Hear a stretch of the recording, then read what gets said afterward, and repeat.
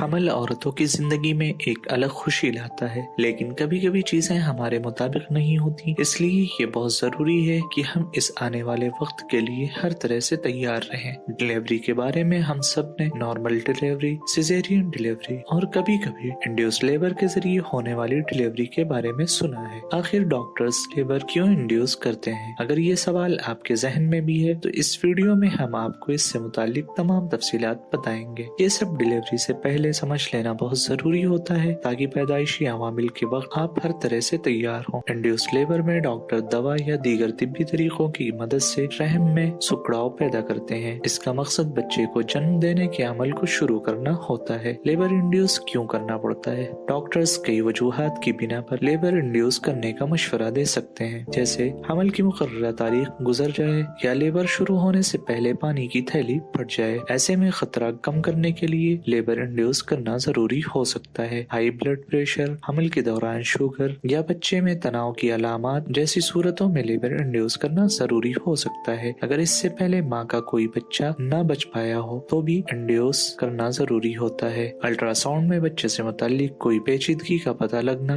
تو بھی انڈیوس کرنا ضروری ہوتا ہے۔ لیبر انڈیوس کرنے کے طریقے: میمبرین کو پھاڑنا یعنی پانی کی تھیلی پھاڑنا۔ ماں کے رحم میں بچہ ایمنیوٹک فلوئڈ سے گھرا رہتا ہے۔ ایک بار جب رحم کھل جاتا ہے اور بچے کا سر نظر آنے لگتا ہے تو ایمنیوٹک تھیلی میں ایک سوراخ کرنے سے فلوئڈ نکل جاتا ہے اور سکڑاؤ شروع ہو جاتا ہے، جس سے بچے کو باہر آنے میں مدد ملتی ہے۔ اس سے بچے کو کوئی نقصان نہیں پہنچتا۔ اگر کچھ گھنٹوں کے بعد بھی لیبر شروع نہیں ہوتا تو سکڑاؤ شروع کرنے کے لیے نسوں کے ذریعے دوا دی جاتی ہے۔ پروسٹاگلینڈز رحم کے کھلنے سے پہلے ہی اسے نرم ہونا چاہیے۔ کئی بار یہ عمل لیبر شروع ہونے سے پہلے ہی شروع ہو سکتا ہے، لیکن اگر رحم نرم نہ ہو تو ڈاکٹر پروسٹاگلینڈز نامی دوا دے سکتے ہیں۔ یہ دوا آپ کے وجائنا میں رحم کے قریب رکھی جاتی ہے۔ یہ رحم کو نرم کرنے میں مدد دیتی ہے اور آپ کو لیبر کے لیے تیار کرتی ہے۔ اس کے ساتھ ڈاکٹر آپ کے بچے کے دل کی دھڑکن کو بھی چند گھنٹوں تک مانیٹر کرتے ہیں۔ آکسیٹوسن آکسیٹوسن ایک دوا ہے جو رحم میں سکڑاؤ شروع کرنے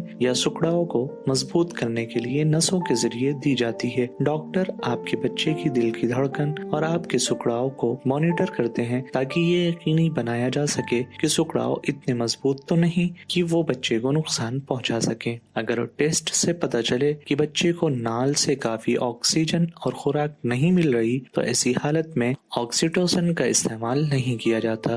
جب کبھی ڈلیوری کے لیے رکنا نقصان دہ ہو سکتا ہو تو ایسی حالت میں محفوظ ڈلیوری کرنے کے لیے لیبر انڈیوس کیا جاتا ہے۔